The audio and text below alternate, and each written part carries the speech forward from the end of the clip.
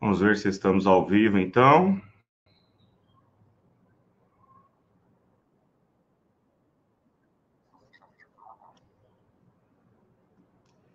Sim, estamos ao vivo.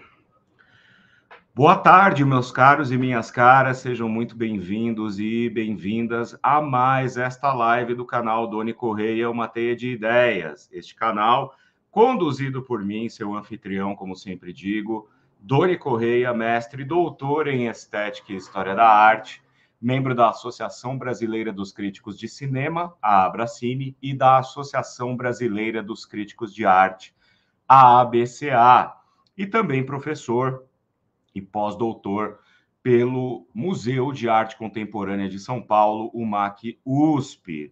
Este canal é um espaço de discussões transdisciplinares que justamente conta com a participação de vocês para que a gente se utilize desse tripé que é a estética, a história da arte e o cinema para comentar temas relacionados e contemporâneos, atuais, de maneira que a gente possa, né, urdir esta grande teia de ideias, trazendo mais teiudos e teiudas aqui para o nosso espaço. Como vocês viram, gente, eu comecei esta live de uma maneira diferente. Eu tenho aqui ao lado, né, como vocês estão vendo, este QR Code do governo do estado do Rio Grande do Sul. E durante toda a live eu vou deixar aqui embaixo também essa chave Pix, que é o CNPJ do Banrisul, que é o Banco do Estado do Rio Grande do Sul, porque, infelizmente, nós estamos vendo uma catástrofe acontecendo naquele estado. E quem acompanha aqui o meu trabalho, quem acompanha um pouco da minha vida, que eu compartilho nas redes e mesmo aqui no canal, sabe da relação íntima, sentimental, né, afetiva que eu tenho com o estado do Rio Grande do Sul. A Luciana, minha esposa, é gaúcha, nós estamos juntos há 15 anos, completos aí no último mês de março. E durante os 3 anos e meio primeiros aí da nossa relação, nós ficamos namorando na ponte aérea, né? Na ponte aérea São Paulo-Porto Alegre. E talvez eu arrisco dizer que eu nunca fui tão bem recebido enfim, né? Tão bem cuidado aí pelo povo gaúcho, que eu tive o prazer de conhecer mais a fundo, justamente pela minha relação com a Luciana. A família dela sempre me recebeu bem, é minha família, considero minha família. Não temos visitado tanto o Rio Grande do Sul hoje em dia como gostaríamos, mas o Rio Grande do Sul realmente é parte da minha vida. Eu nunca escondi que eu tenho desejos de morar no Rio Grande do Sul em algum momento da minha vida. O que nós estamos vendo é, de fato, muito triste. 75 mortos, pelo que eu estava vendo agora há pouco, ali nos noticiários, com as chuvas, com as enchentes, com as catástrofes, recebendo muitas notícias aí das pessoas que lá moram, e ainda bem que no nosso círculo mais próximo não houve nenhum morto, nenhum desaparecido, mas muitas perdas materiais. As perdas materiais a gente dá um jeito de alguma forma, né? O importante é se manter seguro. E muitas pessoas, né? Hoje mesmo conversei com um grande amigo meu, o Wellington Amorim, que já esteve aqui também no Domingo é Freud. Ele mora em São Leopoldo, é professor da URGS, né? Me dizendo também que ele está salvo, está seguro, porque ele mora numa área mais alta, ele mora num prédio, mas São Leopoldo também foi afetado. Hoje a gente estava vendo o que aconteceu com Guaíba, Ilha das Flores, né, que é tão bem retratado por aquele curta-metragem obrigatório em toda a escola do Jorge Furtado, né? Destruída também. Então, é muito triste o que está acontecendo e me faz pensar muito sobre aquilo que eu sempre trago aqui, especialmente porque nós estamos tratando de psicanálise, psicologia, enfim, né, o que Freud dizia naquele que, para mim, é o melhor texto que ele escreveu de todos os que eu li até o momento, né, não li tudo ainda, mas pretendo ler, que é o mal-estar na civilização, né? Que o homem se sente desamparado quando percebe que a natureza é muito maior que ele, pode eliminá-lo da face da Terra. E a gente está vendo isso acontecer agora, né? Uma antecipação dos efeitos, né, do ímpeto do homem, do ímpeto humano, né, da vontade de viver, da vontade de potência, extraindo da natureza tudo aquilo que lhe faz ser grande, mas agora percebendo que a natureza vem cobrar seu preço, né, vem cobrar aí este empréstimo com juros, né, e com os devidos juros bastante altos. Então, o que a gente está vendo é uma tragédia e a gente não pode deixar de ajudar da maneira que for possível. Então, ao longo dessa live, né, eu estou deixando aqui esse QR Code, é oficial, tá? Eu retirei do site do governo do estado do Rio Grande do Sul, então vocês não se preocupem, ajudem como for possível, com qualquer valor, para que o estado do Rio Grande do Sul consiga aí se manter e sobreviver a essa tragédia que não se via há pelo menos 80 anos, né? O que eu estava lendo. Então, dentro desses ciclos que existem na história, né, chegou o momento do Rio Grande do Sul passar pelas suas penosas, pelo seu penoso momento. A gente viu aí no começo do ano, a gente viu o que aconteceu aqui no litoral de São Paulo, vez por outra a gente vê acontecendo tragédias em épocas de chuvas e de cheias, não é? E dessa vez isso foi mais forte, está sendo mais forte no Rio Grande do Sul. A gente sabe que, bom, nós já estamos no outono e com um calor de alto verão, essas inversões térmicas vão ficar cada vez mais recorrentes, né?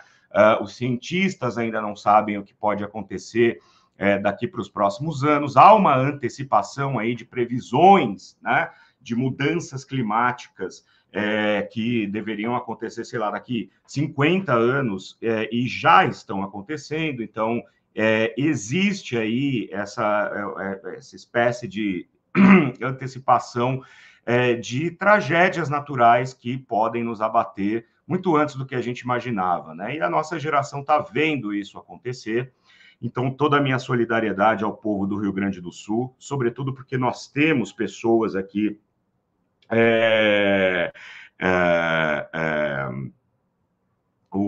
nós temos pessoas aqui que são do Rio Grande do Sul e que nos acompanham, então, né, fica aqui a minha solidariedade para todos vocês, né? Bom, eu vou retirar aqui agora o QR Code, mas como eu disse para vocês, né, o Pix continua aqui e eu já vou dando boa tarde às pessoas que estão aqui se manifestando, né? Começando com a minha querida mãezinha, Zuleika Mamprim, né? Boa tarde a todos, dando boa tarde aí para vocês. Neuza dos Santos, que também está sempre aqui, boa tarde. Professor Doni, muito boa tarde. Minha querida Luciana Brito, minha esposa aí, gaúcha, né? Também, deixando os coraçõezinhos para a gente. E a Neuza está falando aqui, olha só, né? Resiste Rio Grande do Sul, exatamente, né? E nós já, obviamente, estamos banindo aqui as pessoas que, enfim, né, não têm a mesma os mesmos sentimentos que nós aqui de solidariedade e não tem aí elegância, cordialidade para comentar. Sinto muito, eu espero que essas pessoas melhorem um pouco a sua forma de olhar o mundo, não é? Mas é isso, gente. Nós estamos aqui, então, no nosso querido Domingo é Freud. E esse é um quadro, né, que, como eu sempre falo, é um quadro dedicado à discussão de temas candentes aí no nosso dia a dia e da nossa cultura, sempre permeados pelos assuntos principais aqui do nosso canal, que são história da arte, cinema e estética. E hoje nós vamos conversar um pouco sobre cinema, né? E cinema brasileiro, que é sempre tão gostoso, né, de falar a respeito, porque é multifacetado, é cheio de questões. E como vocês viram aí, né, no card da chamada, nós vamos conversar sobre um tema muito interessante, que é um filme que ele, de tão, né, obscuro, acabou se tornando um cult aí da nossa cultura muito popular brasileira. Eu estou falando de Cinderela Baiana. Sim, o filme da Carla Pérez, né? Feito no final dos anos 90, ali no grande auge do movimento, desse movimento cultural que tomou, na verdade, os meios de comunicação brasileiros na década de 1990, né? A minha querida Luciana Brito está dizendo aqui, né? De tão ruim é bom, né? É daqueles filmes que eu costumo dizer que eles se empenham tanto em ser ruim, mas tanto, que acaba dando a volta dos 180 graus, né? Vai parar na outra esfera que acaba sendo bom, acaba sendo gostoso, acaba sendo prazeroso de assistir, de tão ruim que é, né? Poucos filmes na história do cinema podem se dar o luxo de dizerem somos tão ruins que nos tornamos bons, né? Esse filme, assim, na verdade, essa live, né, eu vou estruturar da seguinte maneira. Primeiro porque, né, vai ser uma homenagem também, além de tudo isso que eu falei sobre o Rio Grande do Sul no começo, existem mais duas homenagens aqui que eu gostaria de colocar em perspectiva. A primeira é o produtor do filme, né, ao produtor do filme, Antônio Polo Galante, que faleceu em 7 de abril, ou seja, né, tá fazendo um mês, né, nem um mês que ele faleceu. E o Antônio Polo Galante é talvez um dos mais importantes produtores cinematográficos brasileiros e um dos menos comentados, né? Mas a gente já vai falar sobre isso. E a segunda homenagem, obviamente, né, dentro desse contexto todo de Cinderela Baiana, daquilo que significa, de como foi pensado e produzido, a gente não pode deixar de render também, né, o nosso respeito ao Anderson do Molejão, né, o grupo Molejo, porque vocês vão ver que o grupo Molejo também está inserido nesse contexto cultural dos anos 90. Anderson, que nos deixou prematuramente, né, há 2 semanas, vítima de um câncer muito agressivo, fez contribuições para a cultura popular brasileira inestimáveis, né? E era um habitué dos programas dominicais dos anos 90, mesma época em que surge esse fenômeno Carla Pérez e vai desembocar no filme Cinderela Baiana, né? Se vocês quiserem assistir a esse filme, como está dizendo aqui, ó, boa tarde, né? A Lilian, nossa querida Lilian, que está sempre aqui com a gente, nunca vi, mas já assisti As Branquelas várias vezes. Sim, As Branquelas é outro filme, né? Norte-americano aí, que é também um cult, né, da história do cinema, indiscutivelmente. Mas quem quiser assistir a Cinderela Baiana, joga aqui no YouTube, né, nessa mesma plataforma, e vocês vão ver que o filme está lá disponível numa cópia, claro, ruim. Eu já vou falar também dessa história da cópia sobrevivente, né, de Cinderela Baiana. E vocês vão ter uma dimensão, vocês vão poder assistir aquilo que há de cultura muito popular brasileira. Mas, como eu disse, eu vou estruturar essa live falando sobre o Antônio Polo Galante, depois falando sobre a cultura popular brasileira, né, nos meios de comunicação nos anos 90, e aí a gente vai falar do filme Cinderela Baiana, mais especificamente, né? Também já vou dando boa tarde à minha querida irmã aqui, Sani Correia, também conosco, né? A Luciana tinha falado aqui, ó, que mudou a vida do Lázaro Ramos, esse filme Cinderela Baiana, e é verdade, né? Mas aí eu já vou dar um spoiler. Não é o primeiro filme a contar com Lázaro Ramos no seu elenco. Lázaro Ramos já havia participado de um filme de 1995 chamado Genipapo, da Monique Gardenberg, né? É um filme muito interessante, é um filme também razoavelmente perdido, aí tá aqui na plataforma também, numa cópia ruim de VHS, dá para assistir. E também me traz memórias afetivas porque é um filme do início da retomada do cinema brasileiro que eu vi no cinema naquela época, né? Bem jovenzinho e tal, fui lá assistir Genipapo. Não me lembro do Lázaro Ramos no filme, porque ele também tem um papel menor. Mas Cinderela Baiana, com o cachê que ele ganhou em Cinderela Baiana, ele sempre diz isso, e aí é que está a grande questão da gente maldizer produções nacionais, o grande problema da gente maldizer produções nacionais, porque todas elas são importantes, sejam boas ou ruins do ponto de vista estético, são documentos históricos e são documentos sociológicos, né, da nossa cultura.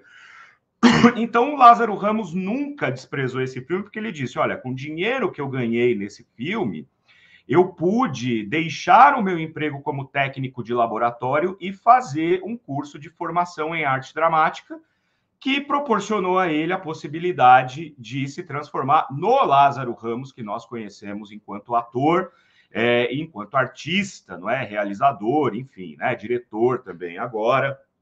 E Monique Gardenberg, claro, iria trabalhar com ele novamente e com Wagner Moura no filme Opa e Ó, né? Então, veja só como são as coisas.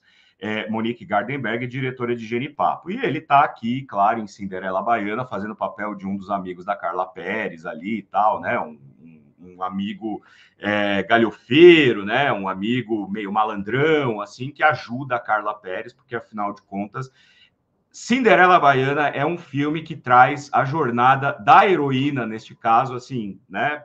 De maneira bem pragmática, de maneira bem explícita, né? Como a gente vai ver. Mas vamos falar um pouco sobre o produtor desse filme, Antônio Paulo Galante, que nos deixou aos 89 anos, há menos de um mês, e pouco repercutiu a esse respeito, poucas pessoas falaram da morte de Antônio Paulo Galante. Esse rapaz, nascido em Tanabi, interior de São Paulo. Curiosamente, Tanabi é uma cidade que eu conheço de passagem, porque quando eu era criança e íamos visitar de ônibus a família da minha avó em Álvares Florense, né, que é ali do lado de Votuporanga, né, o ônibus passava por dentro de Tanabi. Então, foi assim que eu conheci a cidade, né? Não conheço a cidade em si mesmo, nunca visitei, mas conheço Tanabi de passagem, olhando pela janela do ônibus. Nasceu em Tanabi, teve uma infância muito ruim, né? Uma infância que alternava momentos assim de passagens por instituições, né, de amparo às crianças carentes e tal. E quando veio para São Paulo em 1954, portanto com 20 anos, conseguiu um emprego de faxineiro na cinematográfica Maristela, naquele momento em que as cinematográficas aqui em São Paulo estavam assim, né, explodindo, né, Vera Cruz, Maristela, Fama Filmes, enfim. Então, o Antônio Paulo Galante, de faxineiro, começou, obviamente, ali, né, transitando dentro dos estúdios da Maristela, que ficava no Jaçanã, já não existem mais, né? Hoje em dia tem uma vila ali de casas no lugar onde era o estúdio da Cinematográfica Maristela. Ele tomou contato com profissionais que trabalhavam diretamente nessa linha de produção dos filmes e começou a ser assistente de direção, né? Segundo, terceiro assistente de direção. E tem uma história curiosa até, que quem me contava era o querido Alfredo Sternheim, cineasta, né? Com quem eu travei um contato muito bacana nos anos finais de vida dele, né? O Alfredinho, que morreu de uma maneira muito repentina, uma das grandes figuras aí da crítica e da realização cinematográfica no Brasil. Um cineasta muito apurado, né? E ao mesmo tempo uma pessoa muito esclarecida em termos de história do cinema e estética cinematográfica. Não à toa que construiu uma carreira longa na crítica. E ele me contava uma história muito interessante dos bastidores do filme A Ilha, do Walter Hugo Cury, né? Você que quer saber um pouco mais sobre Walter Hugo Cury, tem uma playlist aqui e vários vídeos, né, no canal sobre Walter Hugo Cury. São as terças curianas, vocês podem dar uma olhada lá nesses vídeos para conhecer mais. No ano de 1962, o Alfredo Palacios vem depois, né? Mas o Antônio Polo Galante era assistente de direção, ou assistente de produção do filme A Ilha, do Walter Hugo Cury, em que o Alfredo Stenheim, que me contava essa história, era assistente de direção. E o Alfredo dizia que houve lá um desentendimento entre o Galante, né, e os produtores, provavelmente o Walter Hugo Cury, o William Cury, né, produtor do filme. Houve um desentendimento e ele foi demitido da produção, né?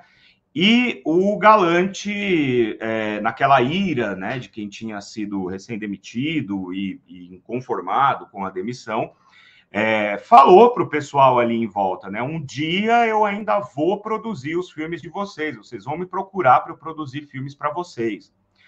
Ao que alguns deram risada e, enfim, né, tiraram com a cara dele, do tipo, imagina, né? E o Alfredo Sternheim dizia, eu fui um dos poucos que não ri dessa afirmação do Galante. Bom, dito e feito, né? 10 anos depois, todo esse pessoal aí estava procurando o Galante para produzir os filmes nas condições das produções independentes da Boca, aqui em São Paulo, né? Porque o Alfredo Palacios, então, né, lá da Vera Cruz, junto com o Galante, montaram talvez uma das produtoras mais importantes do cinema brasileiro no final dos anos 60 e ao longo dos anos 70 aí, né, e começo dos anos 80 também. Inclusive o próprio Walter Hugo Cury, né, teve 4 filmes produzidos pela produtora do Galante, sendo As Deusas, O Último Êxtase, e lá no começo da década de 70 e no final dos anos 70, O Prisioneiro do Sexo e O Convite ao Prazer. Então, Antônio Polo Galante, ele usou, né, desse ímpeto empreendedor para se juntar com o Alfredo Palacios, que já era um profissional mais gabaritado aí, desde a época da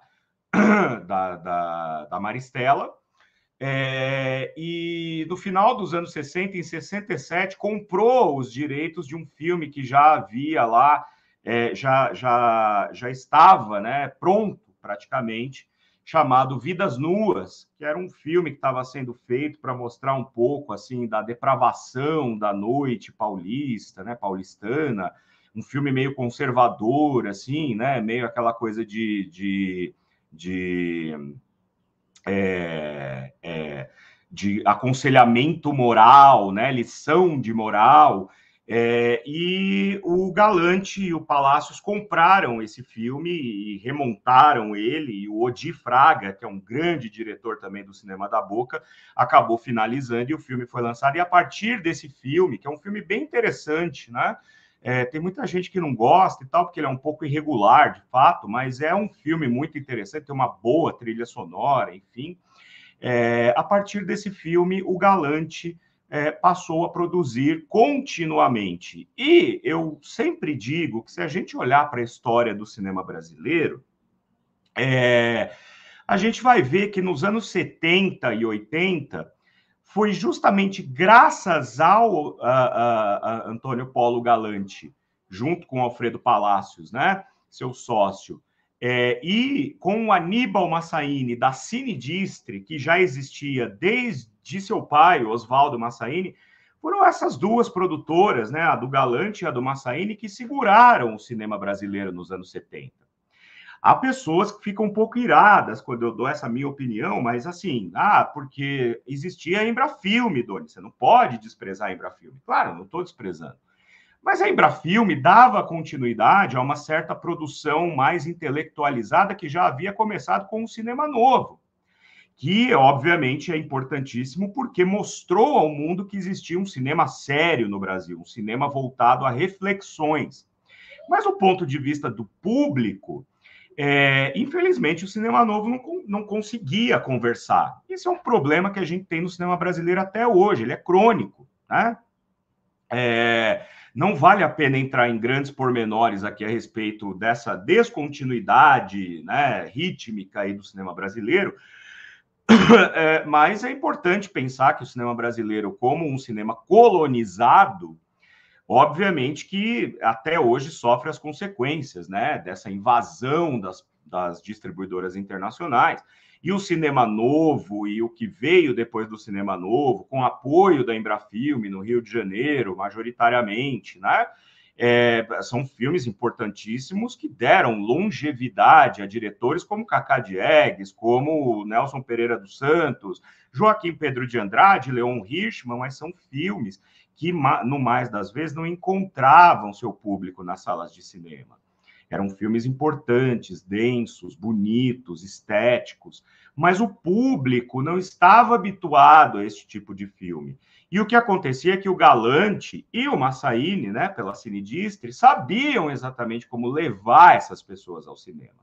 Não à toa que se diz que o cinema brasileiro é um cinema que só gosta de erotismo, são as famosas pornochanchadas, que eu prefiro chamar de comédias e dramas eróticos, não é? Porque nem tudo ali aliás, né, a pornografia tal e qual, ela só vai aparecer no cinema brasileiro nos anos 80, mais para frente, com o final da censura e tal, né? Vai se consolidar como um gênero à parte, marginal, segmentado, nichado.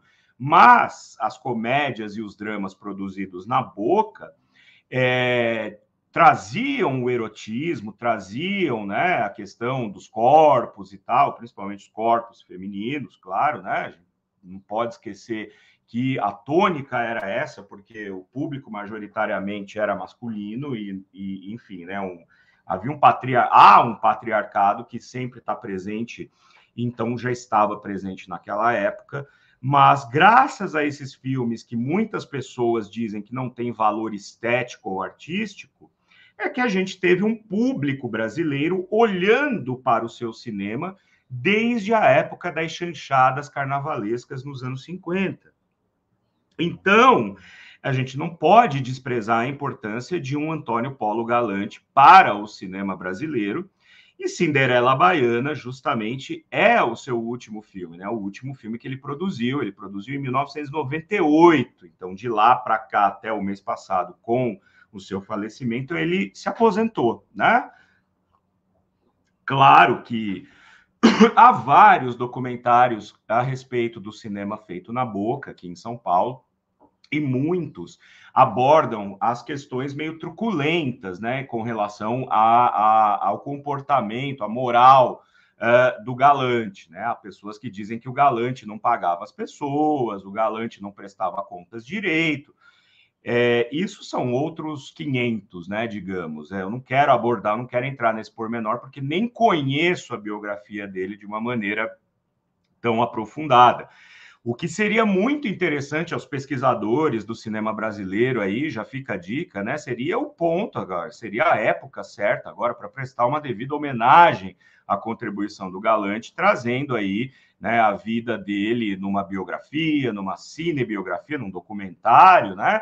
Porque, de fato, graças ao Galante, houve uma sobrevivência em termos financeiros do cinema nacional ao longo das décadas da ditadura e da quebra dos estúdios, enfim. Né? A gente sabe que cinema é uma brincadeira muito cara.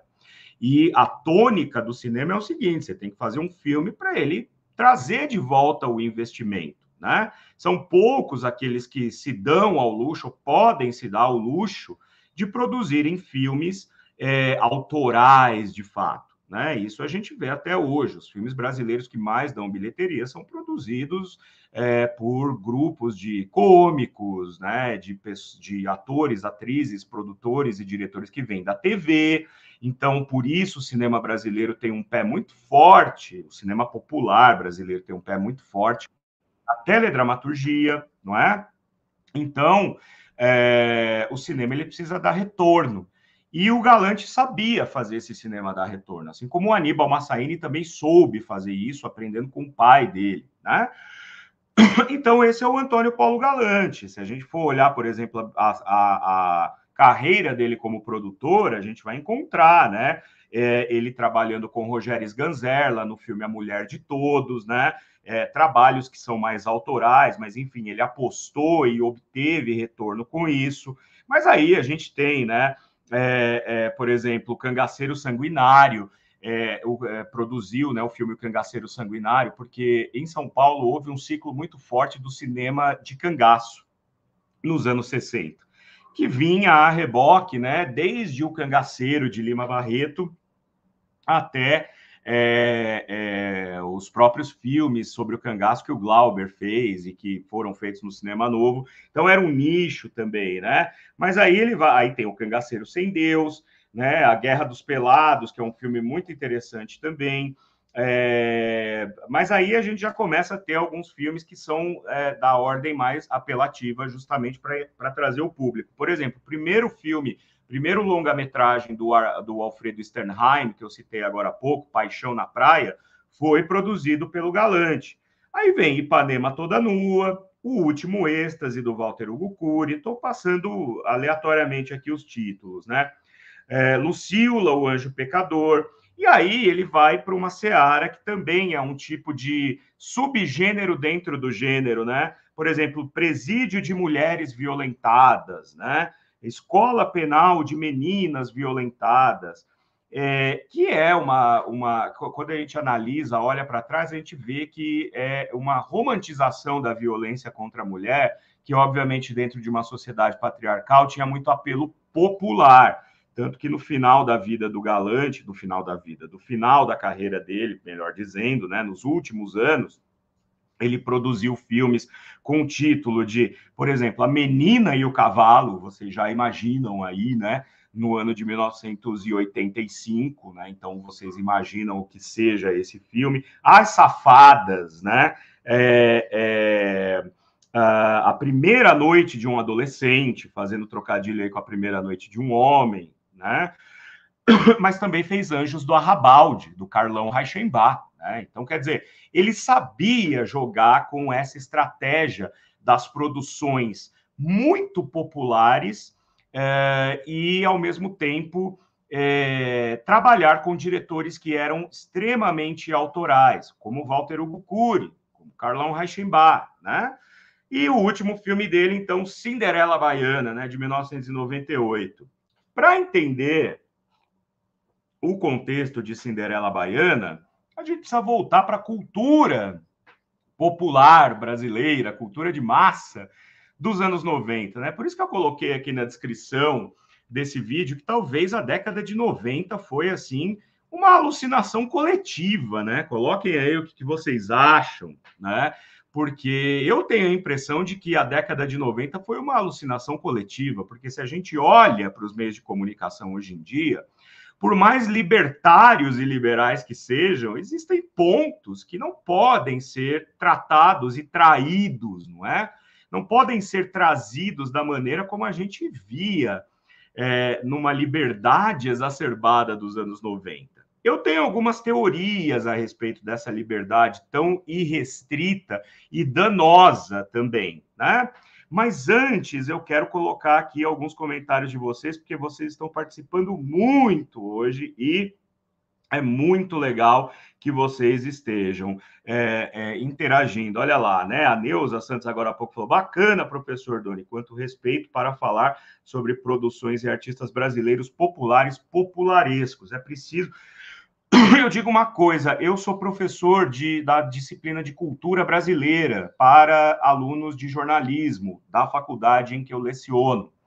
E o que eu sempre tento levar para esses alunos é que não existe uma baixa cultura, uma cultura desprezível ou desprezável.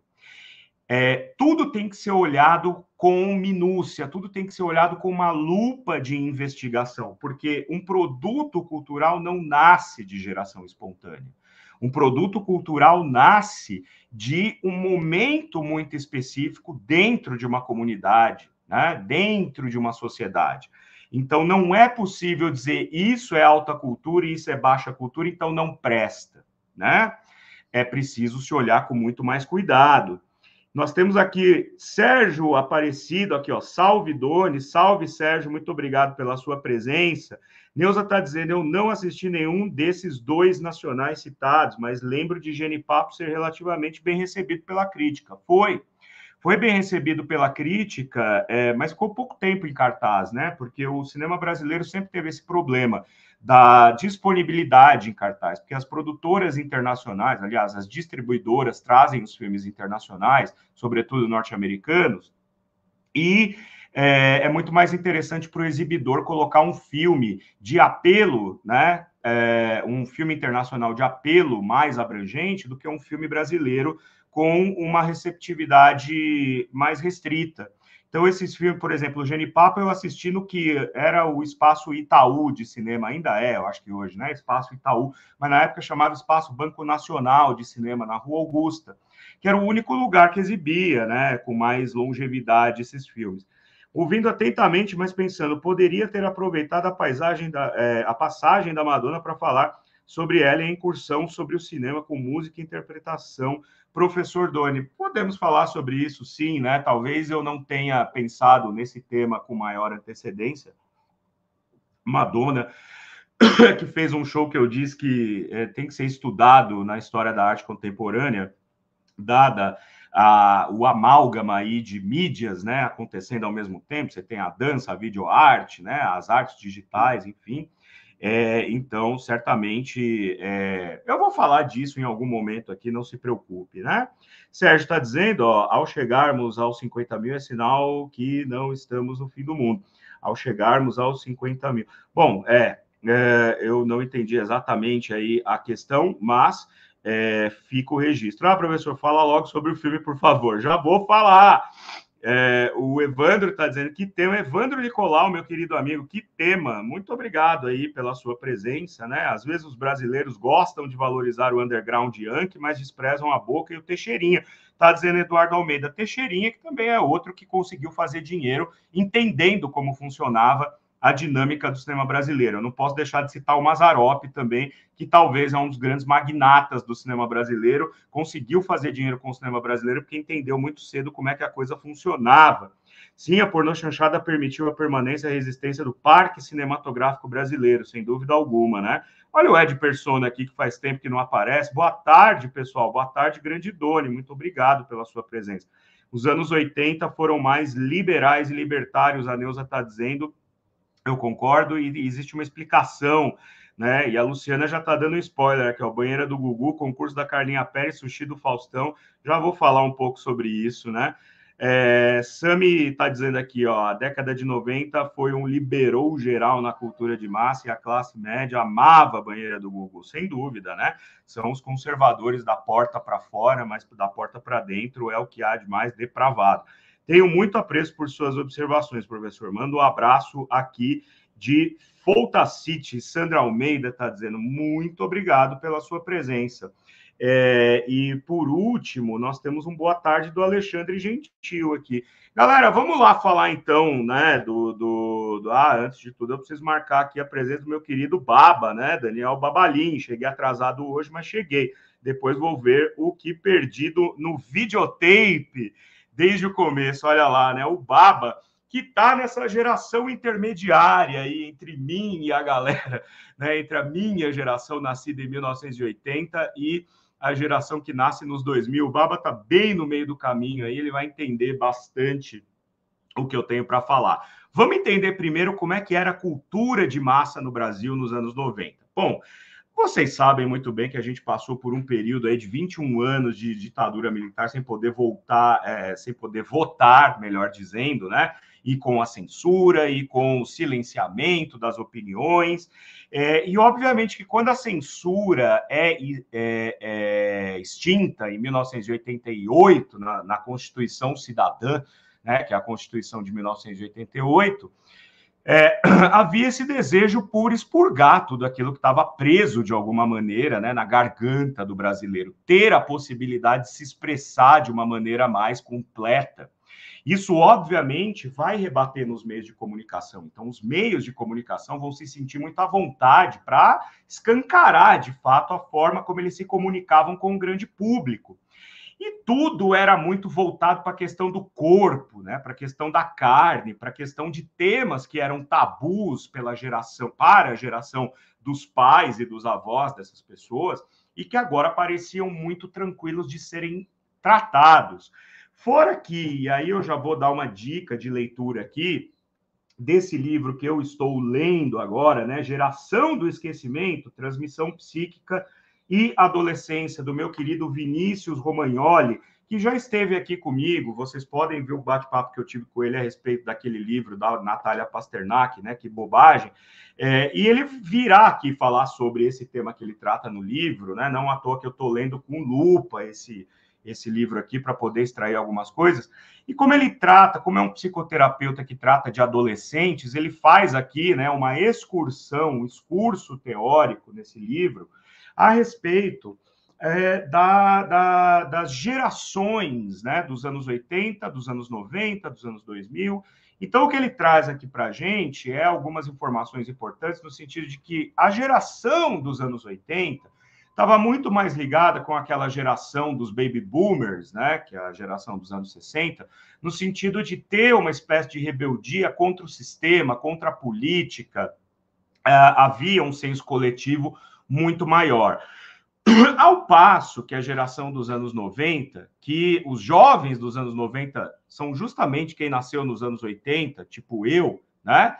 Os adolescentes dos anos 90, experimentaram um momento em que, na verdade, os meios de comunicação preferiram investir muito mais nessa imagem do consumismo exacerbado, por conta de algumas mudanças, inclusive no próprio comportamento de consumo, do capitalismo, que foram acontecendo ali nos anos 80, e uma individualidade muito grande. Então, esse senso de coletividade política, consciência política, que até os anos 80 ainda era percebido, muito por conta do momento político que vivíamos no Brasil, foi perdido nos anos 90. No começo dos anos 90, a gente tem o Collor, né?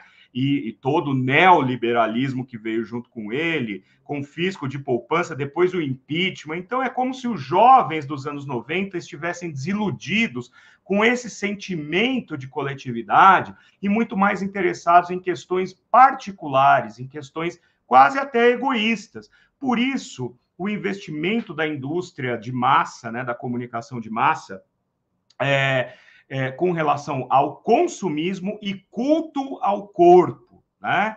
Todo mundo sabe que os anos 90 foram os anos das academias, não à toa a gente tinha a série Malhação, começa nos anos 90, em 1995, as intervenções estéticas, tipo silicone nas mulheres e, enfim, bomba, né, nas academias para os homens, vai ganhar força nesse momento justamente porque é uma época de muito egoísmo, de muito individualismo, em que você era julgado pela sua imagem estética e que você era julgado pela capacidade de gerar desejo no outro, mas desejo físico mesmo.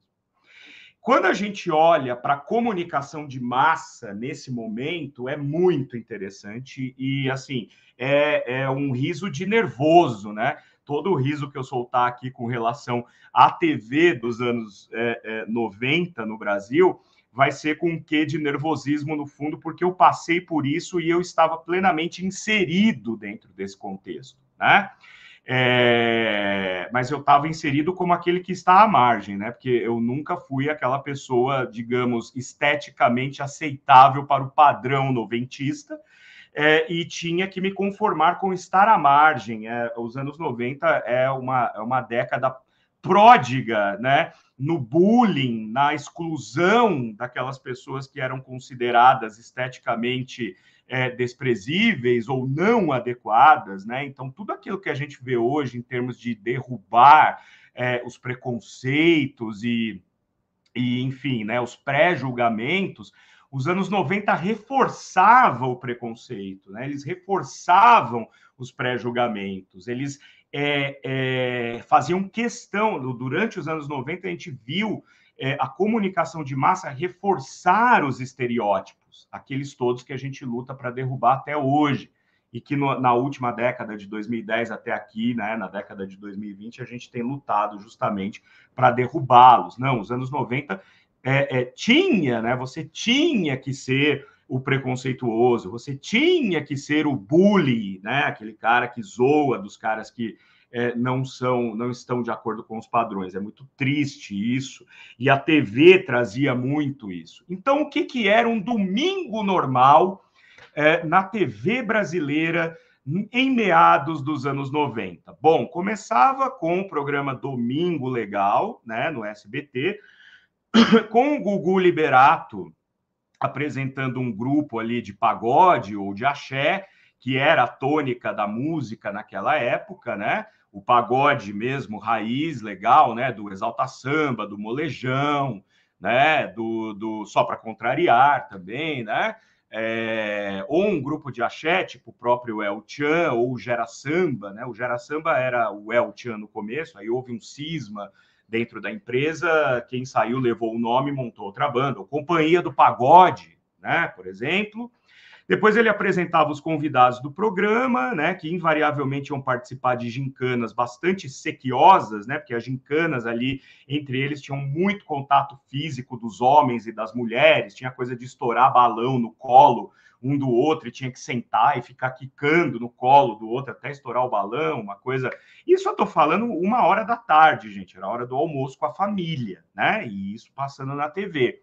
Depois vinha, né, a grande, né, catarse do programa, que era a banheira do Gugu, muitos corpos expostos, muita mão boba, muito sabonete, muita água, e o Gugu é muito interessante porque ele mudava a chave, né, do programa assim, de uma maneira muito desapegada e muito normalizada, né? Porque depois da banheira do Gugu, em que todo mundo teve aquela catarse com Luiz Ambiel e com Nana Gouveia e tal, né?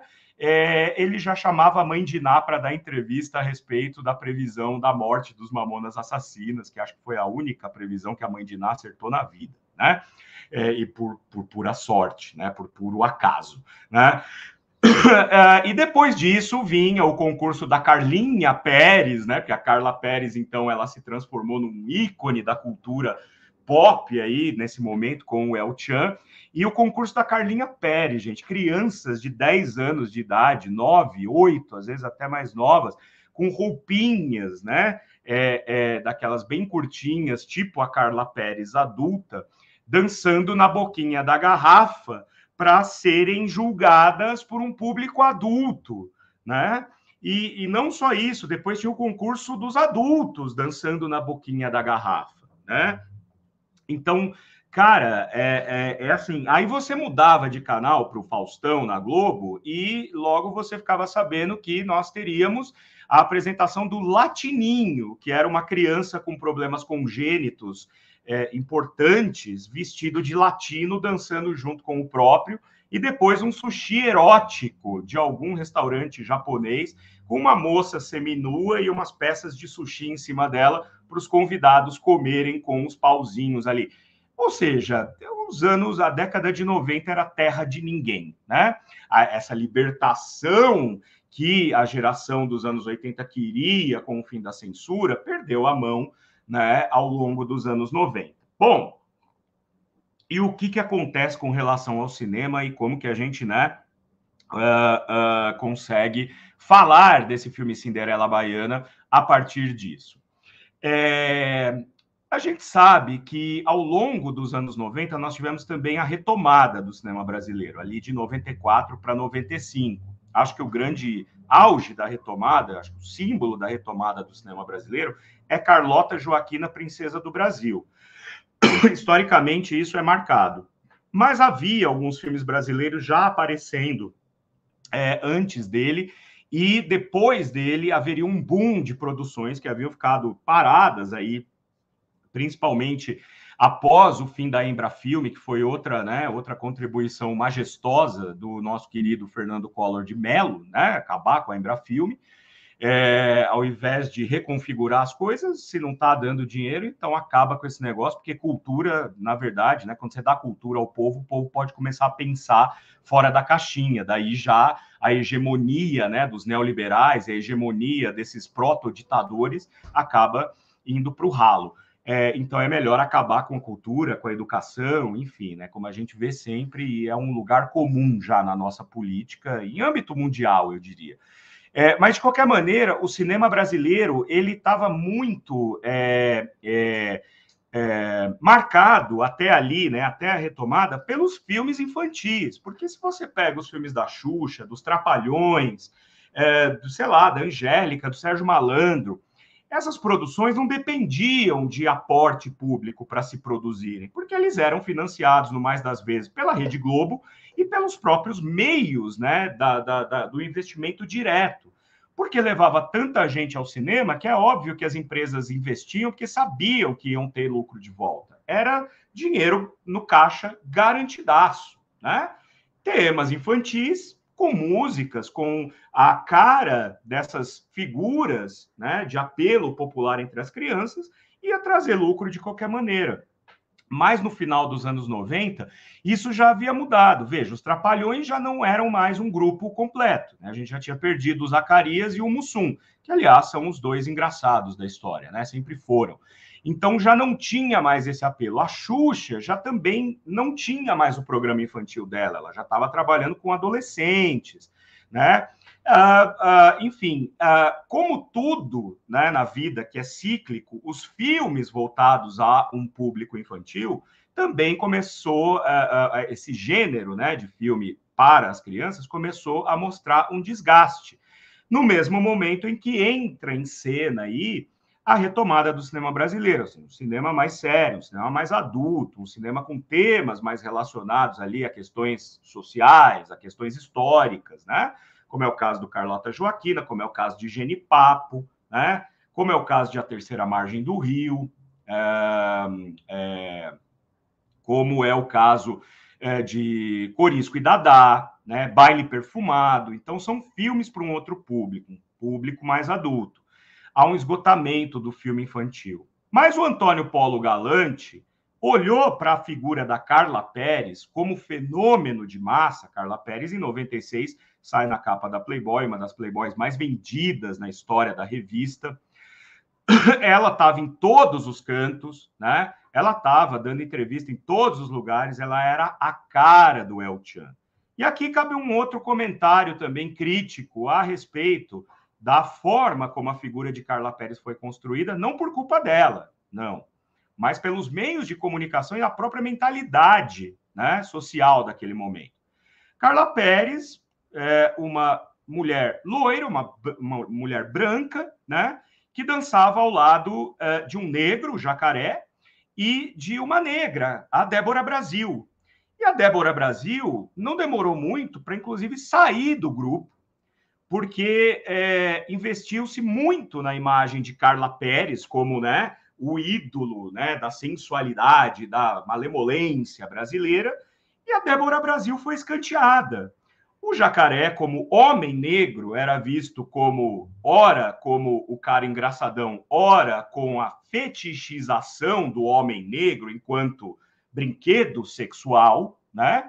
Dançando ali, suadão, musculoso e tal. E a Débora Brasil é aquela imagem daquela, nos anos 90, dá para dizer batendo martelo, assim, categoricamente. Era a imagem que a burguesia branca não queria ver se dando bem, porque era uma negra, né? Como assim? Agora, daqui a pouco, a minha empregada, então, ali no quartinho dela, vai se identificar com uma mulher negra alçada à posição de ídolo e não vai mais querer trabalhar para mim. Tanto é que quando ela sai do El Chan, o concurso para escolher a nova morena do Chan e não a nova negra do Chan, escolhe, né, a Sheila Carvalho, que é branca, né? Um pouco de bronzeado ali, que era muito comum também, o bronzeamento artificial nos anos 90 é outro fenômeno estético, né? Com um pouco de bronzeamento ficava muito parecida com uma indígena, não com uma negra. Então é o mais próximo que a cultura deixava chegar, né, das minorias. E, por outro lado, a Carla Perez, que nem loira natural era, e sei lá, era aquela que dava o tom, né? E, de novo, isso não é culpa da Carla Perez, é culpa de um sistema de entretenimento construído de maneira industrial que meio que despersonaliza as pessoas, transforma-as em mercadoria, né? Isso é o nosso querido capitalismo aí agindo, não é? Então, Antônio Paulo Galante olha para esse fenômeno de massa e fala, bom, ela tem um apelo muito grande com as crianças, eu posso fazer um filme com Carla Perez, que vai ser um sucesso estrondoso. Só que não, né? Porque o Antônio Paulo Galante, ele vem justamente dessa geração em que o cinema era feito de maneira quase artesanal, como eu falei agora há pouco a respeito da carreira dele.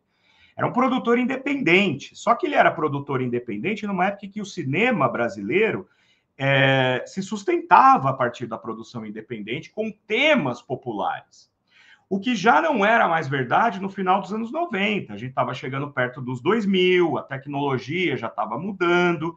Então ele faz esse filme, né, para contar a própria história da Carla Perez, né, que é uma história assim de redenção. Então ele quer transformar a história da menina pobre que trabalhava com os pais ali catando lixo na beira da estrada, né, os caminhões passando e quase matando todo mundo atropelado e tal. Inclusive a mãe, né, da Carla Perez falece dessa forma no filme, pelo menos. Eu não sei exatamente na história de vida dela. E a pequena Carlinha cresce e já em Salvador ela se descobre uma grande dançarina. E isso é uma desculpa para que o filme traga para a gente aí muitas cenas de dança, muitas cenas de axé, né? Muitas cenas, músicas bastante interessantes, né? Dá um certo ar nostálgico, né? Dá um certo ar gostoso, assim, dessa lembrança. Porque também os anos 90 não foram só, né, gente, essa parte toda demoníaca, né? Se a gente ouve, por exemplo, a música dos anos 90, que lá nos anos 90 a gente desmerecia, eu era adolescente, então o negócio era ouvir rock, né? Era xingar pagode e ouvir Marilyn Manson.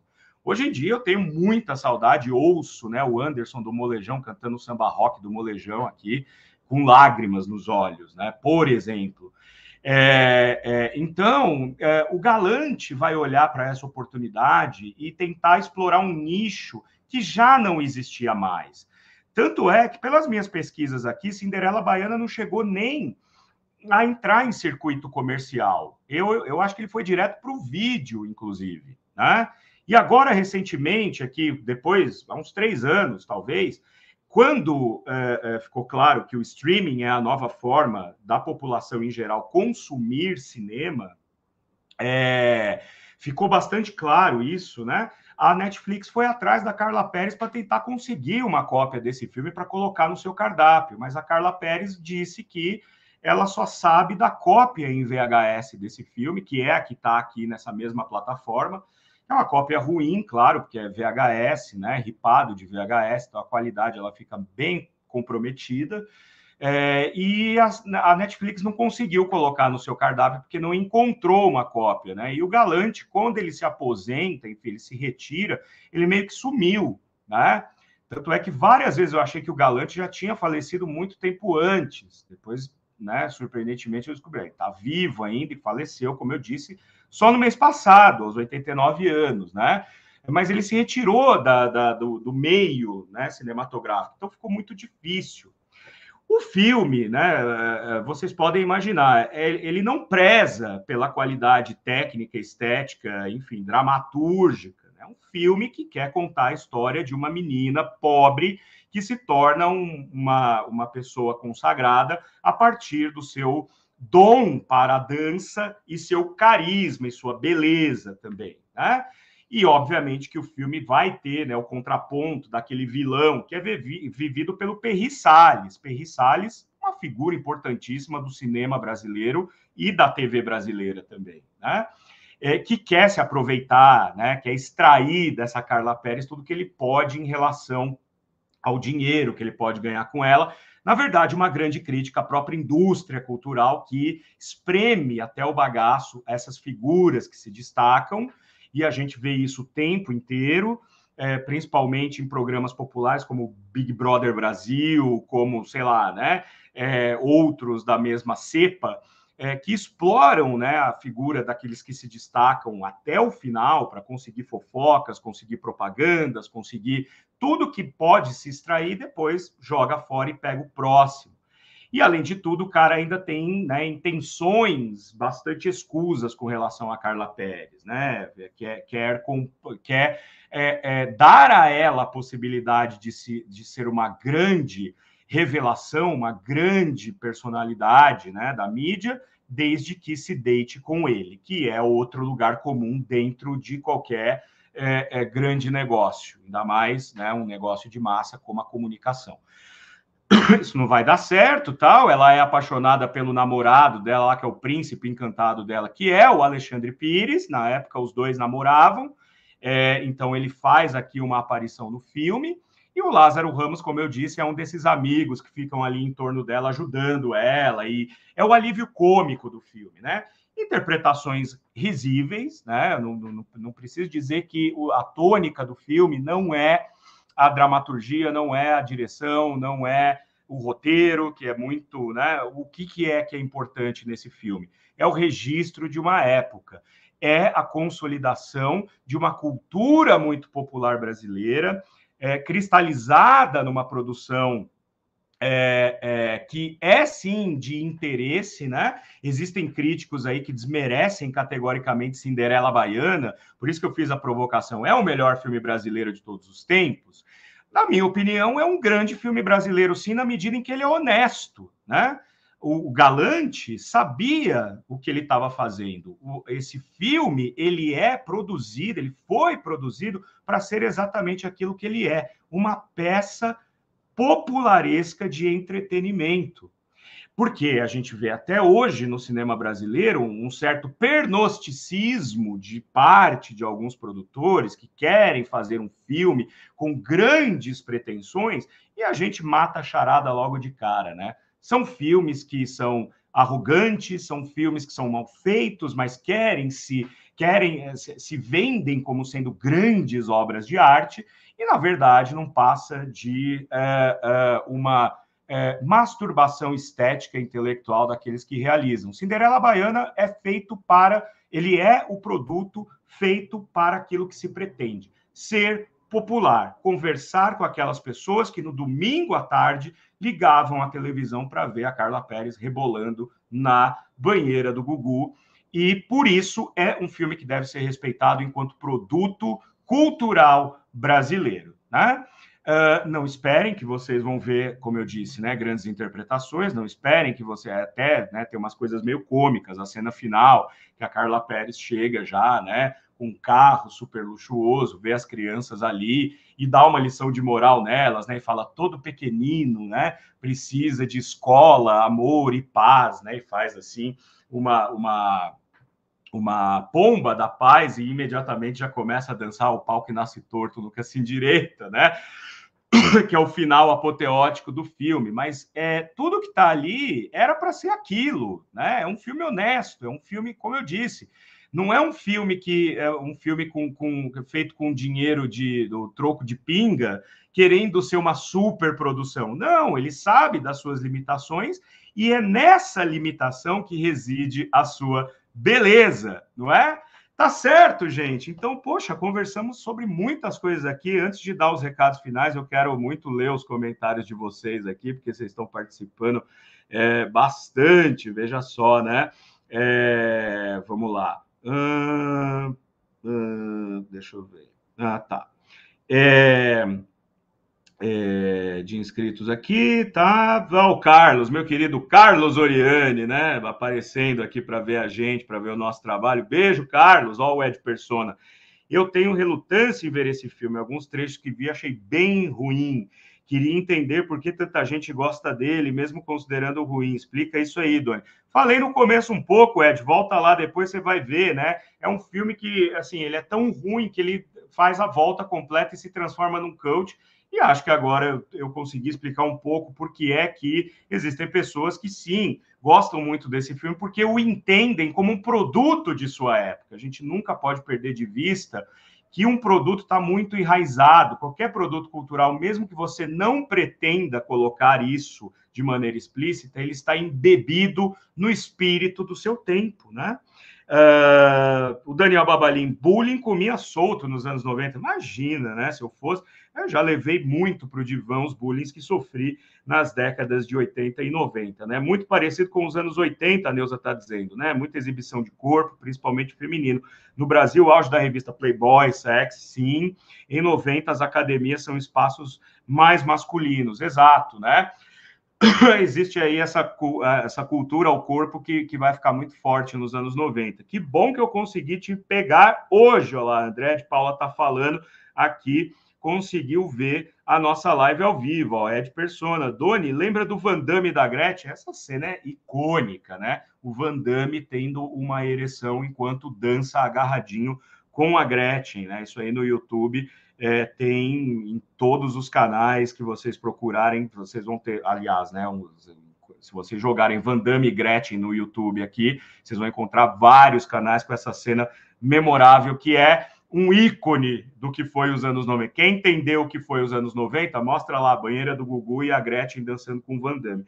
Neuza está dizendo, ó, após Babá Virtual, Xuxa exibia seus atributos físicos junto com Monique Evans e Luísa Brunet nos anos 90, entraram as certinhas Angélica e Eliana. Houve aí, né, uma certa domesticação da imagem da Xuxa também, porque ela começou fazendo trabalhos como modelo, né? E depois é que ela vai se transformar na rainha dos baixinhos, porque também ela foi moldada por um sistema, por uma oportunidade mercadológica no momento ali, em meados dos anos 80, ela acabou sendo moldada para se transformar naquilo que ela se transformou. O mesmo aconteceu com a Carla Perez, só que para o público adultinho, né? O Baba, eu lembro do sushi erótico, crê em Deus Pai. Pois é, cara, sushi erótico também é outro marco do que era os anos 90, né? Do que eram os anos 90. Inspetor Faustão e o Malandro. Curioso que esse eu me amarro. Já Cinderela Baiana eu não consegui me interessar. Vou fazer um filme, ó. Vou fazer aqui um vídeo, se vocês quiserem, comentem bastante aqui sobre Inspetor Faustão e o Malandro, que é outra pérola perdida aí dos anos 90, que todo mundo odeia, e eu vejo valores intrínsecos importantíssimos para entender aquele momento. Obrigado ao Ed, que está aqui elogiando a nossa live. Que mais?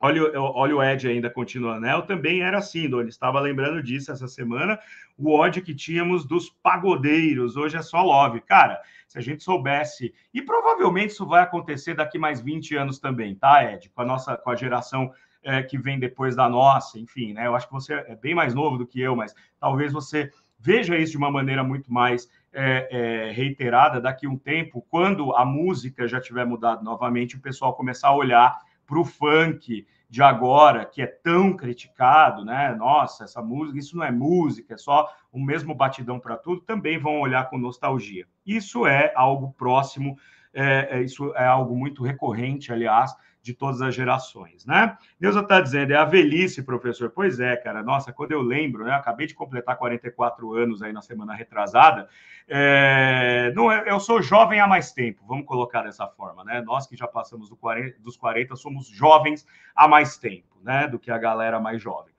Carla Perez, quando adolescente, trabalhava com sua mãe como vendedora nas ruas de Salvador. Exatamente, Então, isso é explorado de uma maneira um pouco mais dramatúrgica, né? Vamos colocar assim, por meio dessa solução que o Galante, né, e o diretor do filme... Aliás, o filme...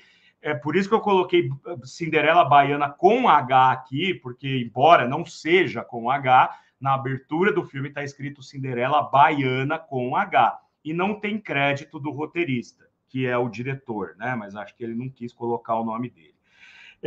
Doni, não é possível restaurar um filme a partir de uma cópia em VHS? Muito difícil, porque o VHS o suporte VHS ele não é óptico, né? O VHS ele é magnético e a fita magnética vai sofrendo deterioração importante e irrestaurável. Porque quando o filme está na película, é um processo fotográfico, é um processo óptico. Então, é mais fácil você restaurar a partir da luz. Para restaurar um VHS, você precisa mexer na resolução a partir do magnético. E essa perda de resolução, ela é irreparável porque ela está muito relacionada à maneira como os próprios elétrons ali do magnético se comportam. Então é um pouco mais complicado, né? Dá para melhorar, mas restaurar não dá, né? Carla Perez era autodidata na dança, criou um jeito particular de dançar, tanto que todo mundo queria dançar como a Carla Perez nos anos 90, e por isso tinha os concursos todos, né? Olha lá. O Carlos está dizendo assim, ó, vou fazer um filme, vazou. O Doni está trabalhando na produção de um filme. Eu gostaria, né? Se tendo dinheiro e tendo tempo, né? Quero trabalhar num próximo filme, sim. Carlos, inclusive, que foi fotógrafo de estilos de um curta-metragem que eu produzi, já tem muito mais de 10 anos, né? Olha aqui, ó. Doni, a Lília está falando, sugiro uma live sobre as chanchadas da Atlântida dos anos 50 no Brasil. Vou fazer porque, aliás, é um tema que me interessa muito, né? Que eu estudo muito e que quero sim fazer com certeza. Então, esperem aí que eu vou trazer. Vou falar sobre as chanchadas carnavalescas. Tá, era autodidata, isso aqui eu já coloquei. Tá no elenco, sim, o Ed, né? Tá perguntando, Lázaro Ramos tá no elenco, sim, segundo filme dele, né?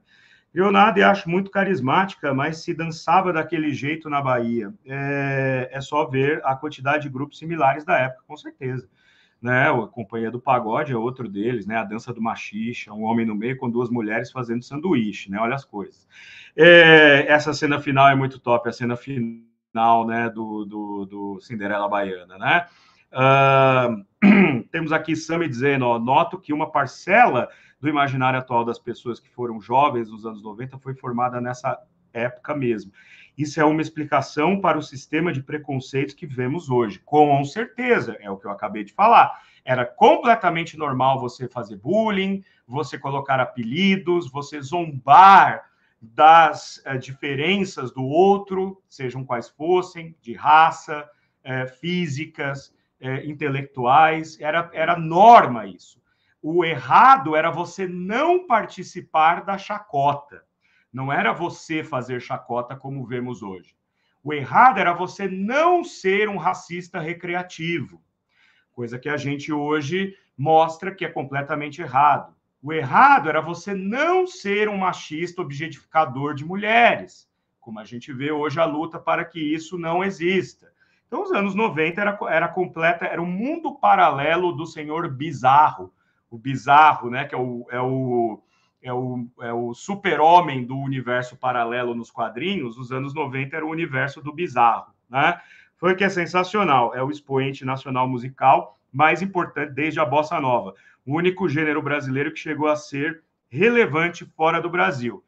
Bom, o Baba aqui, né, trazendo uma opinião bastante interessante e complexa, porque o funk ele não é exatamente um ritmo brasileiro, se me permite, meu caro Baba, mas também tenho o maior prazer em discutir isso de maneira mais aprofundada. Ele se torna algo muito importante para a cultura brasileira, mas ele não surge necessariamente dentro da cultura brasileira. Ele é mais uma resposta estética musical a partir de temas brasileiros, né? Assim como a bossa nova também não tem nada né? A gente precisa também desmistificar um pouco as coisas para não ficar gravado em pedra para o resto da vida verdades que são variáveis, né? Não são absolutas. E, finalmente, nós temos funk é o ritmo advindo do movimento hip hop, olha aí, né? Então, o hip hop é um movimento norte-americano que dá no funk, que dá no rap, chega no Brasil, é incorporado e transformado. Galera, muito obrigado aí pela atenção de vocês, tá? Muito obrigado pela participação de vocês. Ouso dizer que essa foi uma das lives em que vocês mais participaram. É uma live que eu queria muito fazer e não posso deixar de terminar aqui essa live retomando o assunto que eu disse no começo, para que vocês ajudem o Rio Grande do Sul. Falei no começo aqui da minha empatia e do amor que eu tenho por esse estado, que praticamente, né, as pessoas ali no entorno da minha esposa Luciana, me adotaram, então eu me sinto muito confortável quando eu estou no Rio Grande do Sul, muito acolhido, estou muito triste por isso tudo que está acontecendo lá, e estou deixando aqui, então, o Pix, né, agora, novamente, o QR Code para vocês doarem o que for, assim como eu deixei o SOS Rio Grande do Sul aqui ao longo da live toda. Não vou pedir doações ao canal hoje, vou pedir doações ao Rio Grande do Sul, que está precisando, que é um estado muito rico culturalmente, que é um estado muito importante em que as pessoas estão precisando da nossa solidariedade nesse momento, porque hoje é o Rio Grande do Sul, amanhã pode ser o Sudeste, o Nordeste também sofre com isso o tempo inteiro, pode ser o Norte ou o Centro-Oeste. Então, nesse momento, o Rio Grande do Sul está precisando da nossa ajuda e eu gostaria muito de contar com essa ajuda de vocês, assim como também estou fazendo a minha parte e trazendo aqui para vocês a possibilidade de contribuírem para que essa tragédia humanitária seja dirimida e diminua. E muita força para o pessoal aí do Rio Grande do Sul. Um beijo enorme para todo mundo dos familiares aí da minha esposa, que também são meus familiares queridos. E para o povo do Rio Grande do Sul, muita força. Logo, logo, tudo isso passa. Perdas materiais a gente sempre enfrenta ao longo da vida e a gente se reconstrói. O importante é se manter vivo. É ouvir as sirenes a hora que elas tocarem, evacuar os locais para manter a sua vida, porque os bens materiais a gente recupera com o nosso trabalho, com o nosso esforço. Tá bom, gente? Muito obrigado vocês também que assistiram a essa live na TV 247, na condição de um vídeo gravado. Se não conhecem o meu canal, venham até ele, se inscrevam, vamos aumentar aí esse rol de teiudos e teiudas. Na semana que vem estou de volta com vocês. Grande beijo, boa semana, tchau, tchau.